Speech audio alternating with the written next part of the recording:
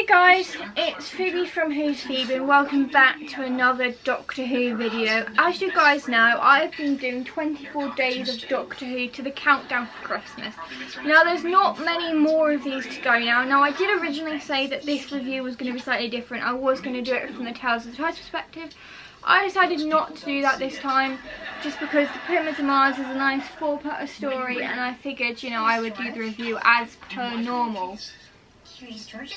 If you guys have never seen my face on your screens before, please click that big subscribe button down below and also click the notifications bell to get notifications every single time I upload, so you never miss another video. Now, also if you've stumbled across this video and you don't know how I do reviews, I do positives and negatives and then give everything an overall score out of 10. Now, the Pyramids of Mars is an interesting story because it's the first appearance of Sutekh, and it's always interesting having the Doctor trying to defeat gods. It's always interesting because the Doctor is powerless. He's powerless when it comes to gods, and Sutekh is the god of death. Like the Toymaker is the god of games, and the Mara is the god of beasts. So it's kind of interesting to have the Doctor up against these kind of people because it feels like the Doctor is completely powerless against these gods because they have absolutely immense power. So, the Pyramids of Mars is a really good story because it establishes, like, this is the second god the Doctor has met, and this is Sutekh we're talking about. And Sutekh recently came back this year with Scooty Gutwa in the Empire of Death and everything, and there's going to be a lot of foreshadowing in this story as well as what happened as well. Also, a subtle foreshadowing moment, which I noticed, which is in this story and then also comes into the Shakespeare Code in Series 3 of Martha, is when the Doctor realises that if Sutekh is not stopped, the entire world could be destroyed because of his immense power. Sarah Jane says that can't be possible because I'm from the 80s. And Martha says this in the Shakespeare Code in 1599. It says, the world didn't end in 1599, look at me, I'm living proof. Again, that is subtle foreshadowing moments that Doctor Who is very well known for. So the Doctor takes Sarah Jane to go see what the world would look like if Sutekh is not destroyed, and then she realises they have to go back because they have to stop him, because if they don't stop him, the world will not be the same again. So this is interesting. It's a bit like with Scooty Gutwa with the Maestro, the god of music, that, you know, the Doctor showed Ruby what the world would look like without music and it brought death and destruction. So this is that premise as well. Also, this is kind of interesting because we did not know until many years later, until like the Empire of Death, that the Doctor accidentally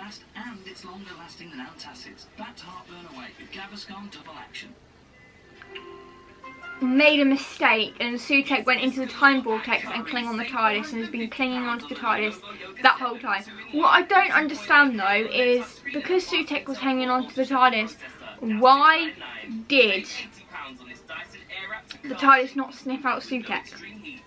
That's what I want to know. So that's weird. But this is a really good story. Like, Pyramids of Mars is really interesting because Elizabeth Sladen does a fantastic job as Sarah Jane Smith. Like, she does absolutely amazing. She gets kidnapped, so the Doctor decides he wants to go and face Sutekh. You know, actually kind of, you know, face the god he's fighting against.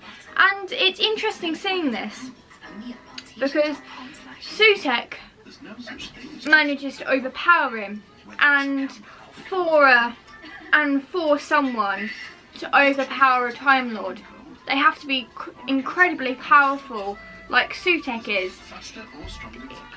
Like, so that just goes to show how powerful he is. Also, his iconic lines were kind of brought into this Pyramids of Mars, like it was in the Empire of Death. I bring Sutekh's gift of death. That's also really, really good, because in the Empire of Death with Gutwa and Ruby, it's, you know, he brings the power of death, because Sutekh is the god of death. He's also Sutekh the Destroyer, but we're going to ignore that. He's the god of death. So I find this incredibly kind of well done, I guess, in a weird way. I feel like Pyramids of Mars is definitely a fun story, definitely really, really enjoyable, because you have the fourth Doctor up against this kind of being, and he thinks that if he commits evil, it's gonna, you know, save the world from its problems, and the Doctor, being the Doctor, cannot allow this to happen. I mean, the Time Lords wouldn't be able to do anything to stop it, because they know the legends of Sutekh just like the Doctor, so they know that Sutekh is this all-powerful being and that he can't be stopped. Like, the Time Lords can't, they can be overpowered. So it's interesting seeing the Doctor briefly become Sutekh's servant. When the Doctor and Sarah complete a bunch of these puzzles in, like, the pyramids, it's interesting because the Doctor is actually quite smart. And I'm just gonna turn my TV down.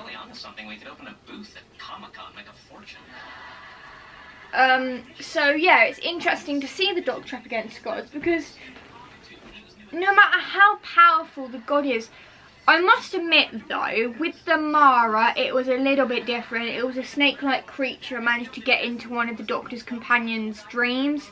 So that was quite an easy defeat for the Mara, to be fair. So not all the gods are incredibly powerful. The Toymaker is, the Maestro is, I would say, and Sutekh definitely is. There has been, and the Trickster is, but the Trickster's more of a Sarah Jane Adventures kind of thing, not really Doctor Who. Kind of wish it was though. I do really enjoy the Pyramids of Mars, because you have these like robot mummies that Sutekh is controlling, and they're trying to build a rocket, which is interesting because if they build that rocket then the entirety of Earth would be destroyed. So it's an interesting way going about this. Also, this is the first appearance of Sutekh. So originally, if Russell T Davies hadn't decided to bring Sutekh back, the Pyramids of Mars would have been the only appearance of Sutekh, which would make this episode this story one of a kind. But because Sutekh now has been brought back, it is kind of interesting, because because it was one that the Toymaker was so scared of challenging. And so kind of towards the end of the story, the Doctor decides to kind of, you know, trap Sutekh.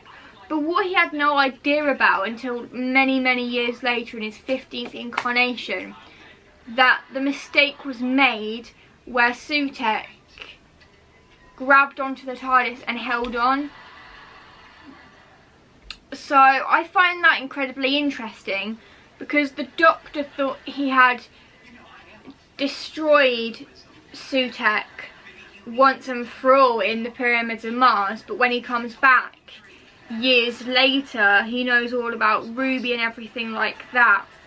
It's distinctly interesting because the Doctor had Sutekh as an unknowing passenger with him for quite some time. Like, Sutekh must have seen all sorts with the 4th, 5th, 6th, 7th, 8th, 9th, 10th, 11th and 12th and 13th Doctors, and 14.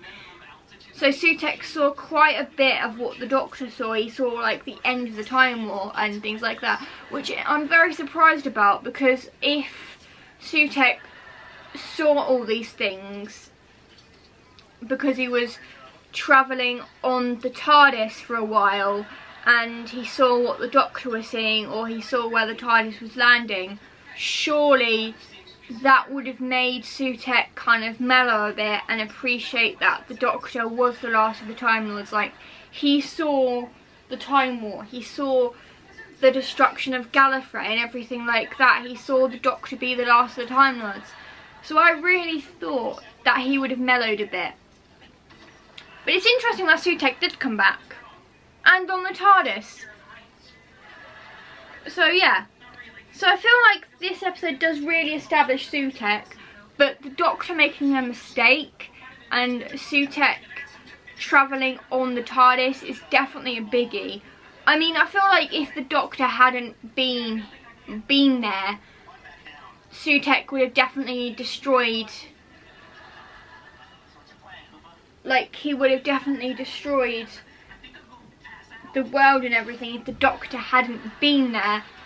But I feel like the Doctor could have destroyed Sutekh in another way, because in not destroying him in the correct way caused Sutekh to hop onto the TARDIS, emerge into the time vortex and travel with the Doctor for a long time. But the question I'm always gonna say, and I know I've mentioned this quite a few times, is why didn't the TARDIS know about Sutekh? If the TARDIS did know about Sutekh, why didn't she just eject him? Because I feel like if the TARDIS would have known about Sutekh's existence, I feel like she would have, like, you know, alerted the Doctor or something. I don't know. I just feel like it seems a bit weird. Anyway, overall I would give this story a good solid 10 out of 10. There's actually no negatives to say about this story. It's a really, really good one. I love Pyramids Mars. It's definitely a favourite. Also, I totally recommend it if you want to learn all about Sutekh, because this is his first appearance. It's definitely a little bit, it's not better than his second appearance, but this is definitely, you know, a good first experience to show you how he operates as a god. So yeah, if you enjoyed this video, give it a thumbs up if you did, and make sure you click the subscribe button down below, and also click the notification bell so you know notifications every single time I upload. And was the 10th Doctor, Alon.